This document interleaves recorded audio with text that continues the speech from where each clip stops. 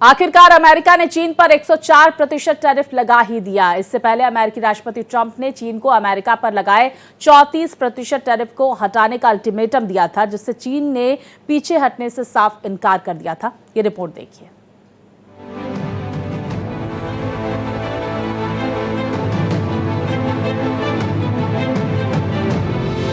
आखिरकार अमेरिका ने चीन पर अपना टैरिफ बम फोड़ दिया है। एक दिन के अल्टीमेटम के बाद ट्रंप ने चीन पर 104% टैरिफ लगाया। व्हाइट हाउस ने इसकी पुष्टि की है। व्हाइट हाउस की प्रेस सचिव कैरोलिन लेविट ने कहा है कि चीन ने अपनी जवाबी कार्रवाई को वापस नहीं लिया और इसीलिए अतिरिक्त 104% टैरिफ लागू किया जा रहा है। President Trump is finally answering her call 27 years later. Nancy Pelosi can thank President Trump today for the 104% retaliatory tariff that will be going into effect on China.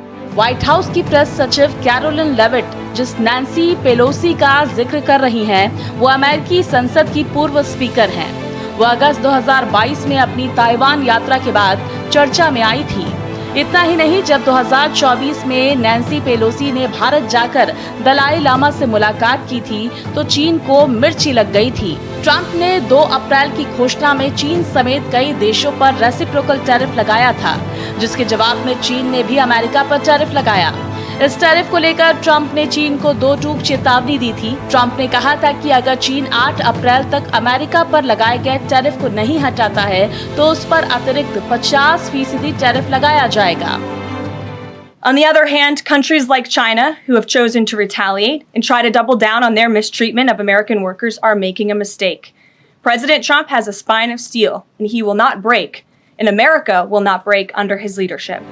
चीन ने ट्रंप की चेतावनी का जवाब देते हुए कहा था कि हम अमेरिका के दबाव में किसी भी हाल में नहीं झुकेंगे।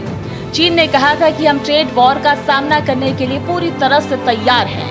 ट्रंप ने 2 अप्रैल को चीन पर 34% टैरिफ लगा दिया था, जिसके बाद अमेरिका में चीन के सभी आयातों पर टैरिफ दर 54% हो गई थी। वहीं इसके बाद शुक्रवार को चीन ने भी सभी अमेरिकी आयातों पर 34% टैरिफ का ऐलान किया था। इतना ही नहीं, चीन ने दुर्लभ खनिजों के निर्यात पर नियंत्रण और कुछ खास अमेरिकी कंपनीज के व्यापार पर प्रतिबंध लगाने का भी ऐलान किया था।